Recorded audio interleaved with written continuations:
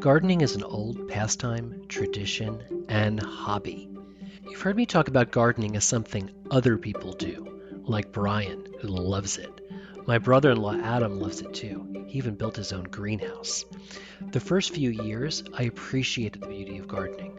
I mean, at least 1 acre of our 2 is basically garden beds and trees. But I just wasn't up for the effort of being one of those garden people, talking about gardening, learning about gardening, or I just didn't think it was for me. I'm a writer. I look at things and write them down. Also, to be honest, the first years as weekenders, I didn't want to schlep upstate and then spend precious hours at the house working on a garden. But it's a thing people do. A study by the National Gardening Association found that 80% of new homeowners in the United States start gardening within the first year of moving in. It's very local too. The old Dutch Village Garden Club in our town of Red Hook dates its roots back to 1942. Garden Pals, an online magazine, says that 55% of Americans have something to do with gardening, with a big burst of activity that happened during the pandemic, something like 18 million new gardeners.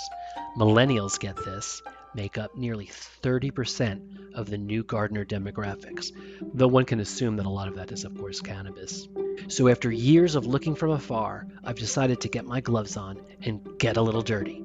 The catalyst was the historic Red Hook auction, where I bid and I won a plot of land at the Four Corners Community Farm, just a few miles from my house. Don't know if you've heard of it, but here's what they do. Four Corners Community Farm mitigates food insecurity and cultivates a more inclusive community by providing the tools, resources, and networks to help families, groups, and volunteers grow their own food and share produce with food distribution programs. Run by Sam Rose, my new friend, who also provides workshops in English and Spanish. It's awesome. I always bid on things in auctions, and I never ever win. So I took this garden plot win as a sign from the earth, if not from the sky. A sign to get away from the screen and just looking at things and writing them down. A sign to try to grow something besides this podcast and, of course, grow my client work. A sign to learn the difference between a hoe and a shovel, between seeds and starters, between an annual and a perennial, and wait for it, the difference between mulch and compost. Yuck.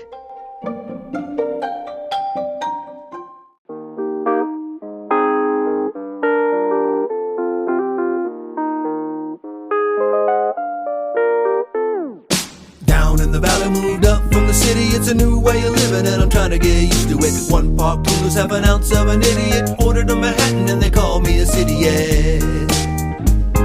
At first I hurt my feelings, but it's kinda got a ring to it. When you move to the country, they can tell when you're new to it. I'm looking at a place, but I'm trying to keep fitting in. It takes too long to be a local, so for now I'm a city-it.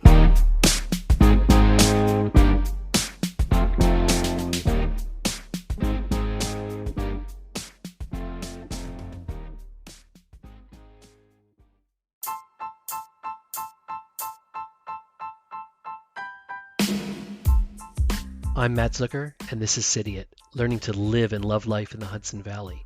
Episode 88.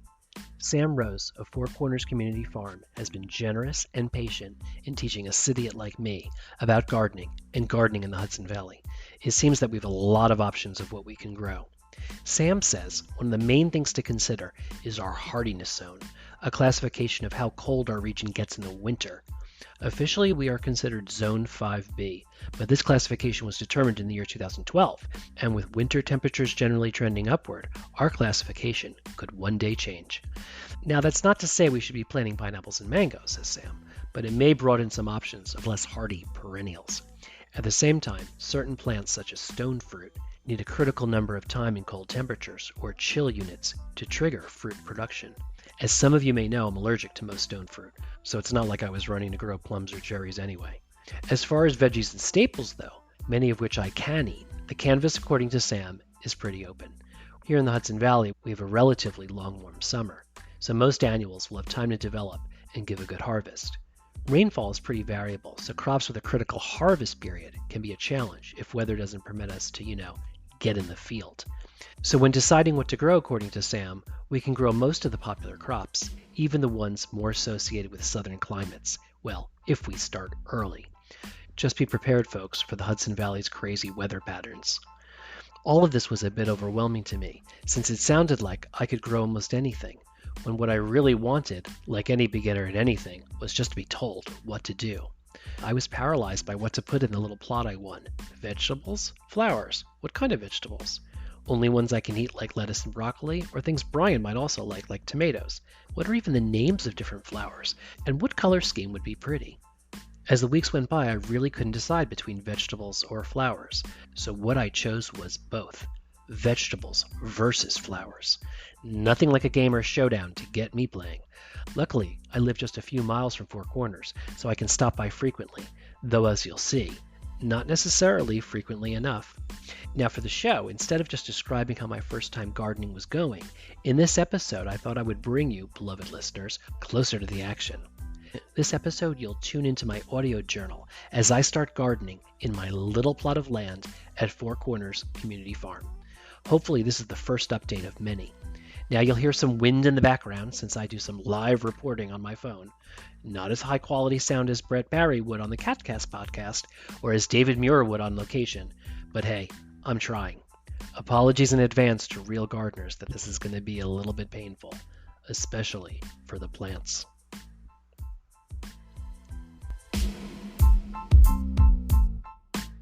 Okay, day one of my little plot of land, which is about 4 by 6, 6 by 8, I don't know. It's sort of a rectangle. It's not the biggest one. There are bigger plots of land on the other side, but right here there's about 4 times 5, about 20 plots of the smaller size. And the one I adopted is kind of on the left side, covered by a tarp. So I had to uncover the tarp in the wind, which was held down by these cute little clever metal stakes. And then I was told to rake or plow or whatever it's called the soil, to kind of clear it and kind of stir it up a little bit, so to speak, the way you would if you were baking something. And then I cleared away the hay too. I guess the hay was protecting something. And then I could have either brought my own compost, which of course I don't have, or I could have purchased from here. He's got some, and you kind of just truck it over yourselves in the wheelbarrow, and then you Venmo the donation to cover it. So of course I did that because I'm too lazy to go out, and I thought his compost would be really good.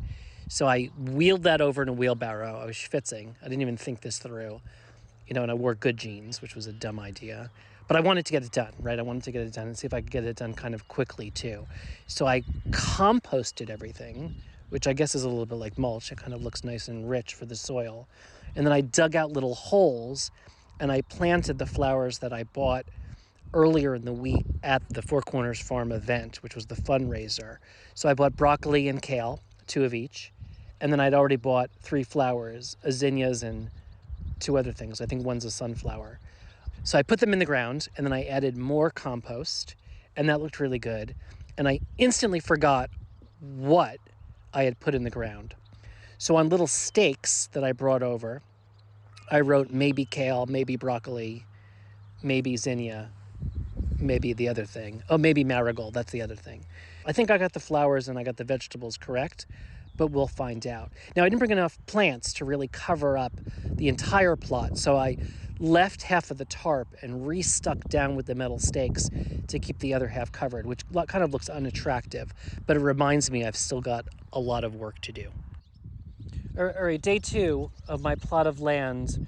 I'm back. Everything seems to be still alive. This is lucky. So I'm really here just to water. So I went over and I got the watering jugs that they leave out, and I went to the rainwater thing and I poured them and I started pouring water. It's unclear how much water one should do so I don't drown my flowers and kill them accidentally in the reverse direction than starvation, which is how I expect they will go. But so far, flowers and vegetables are still alive, all going well.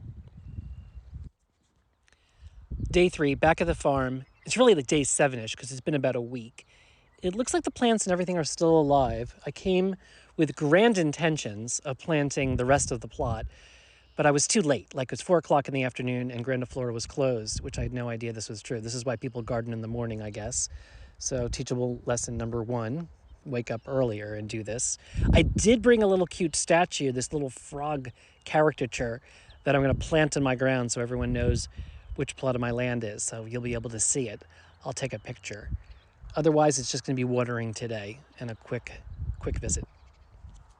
Okay, day 4, I think it is. Things are looking good. I just bought some more fruits and vegetables at the Hardy Roots sale. I bought 4 spinach plants and 4, get this, baby watermelons. They're going to be adorable if they survive.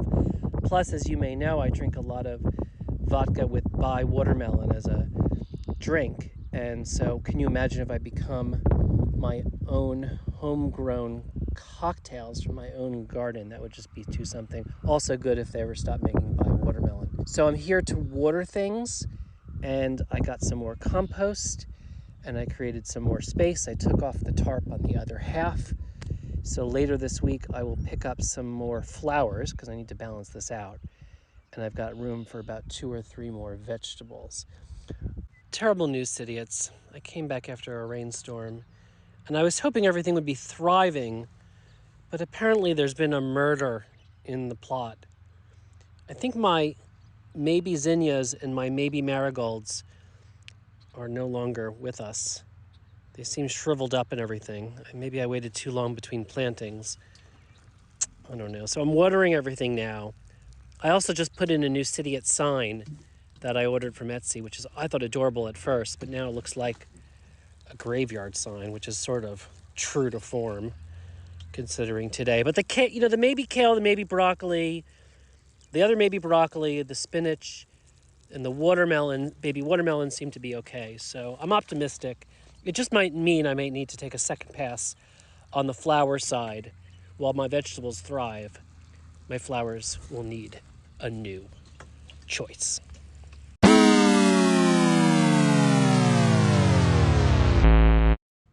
I thought I should end this episode on an optimistic note. There is life after death. I stopped by Grandiflora and spoke to the woman with advice about what kind of flowers I should get to replace the ones I lost.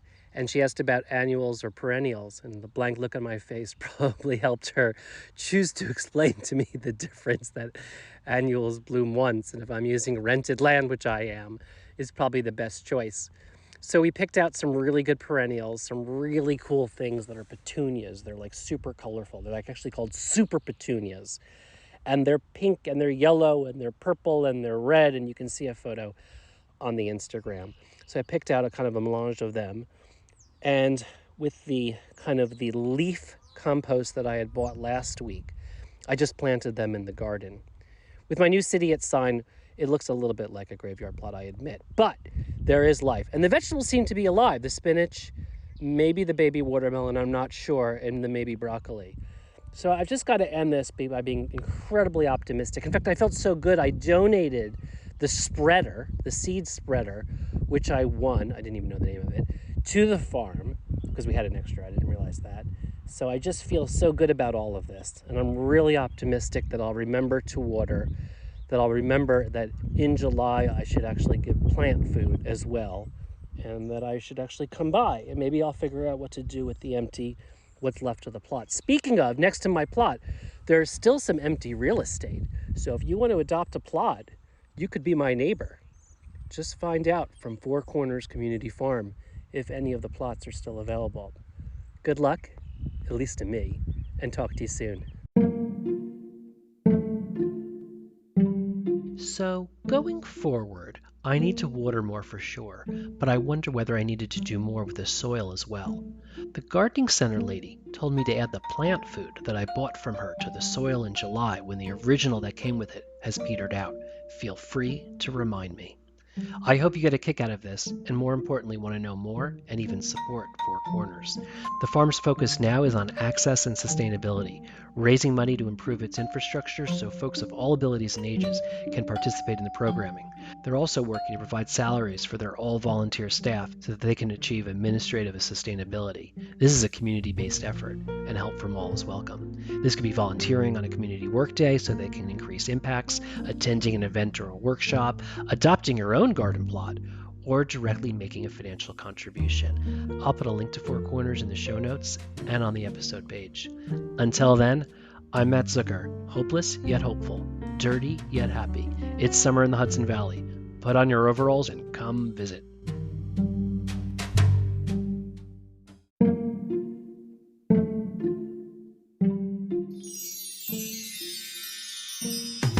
Down in the valley, moved up from the city. It's a new way of living and I'm trying to get used to it. 1 part Google's half an ounce of an idiot. Ordered a Manhattan and they call me a city, yeah. At first it hurt my feelings, but it's kinda got a ring to it. When you move to the country, they can tell when you're new to it. I'm looking at a place, but I'm trying to keep fitting in. It takes too long to be a local, so for now I'm a city, yeah.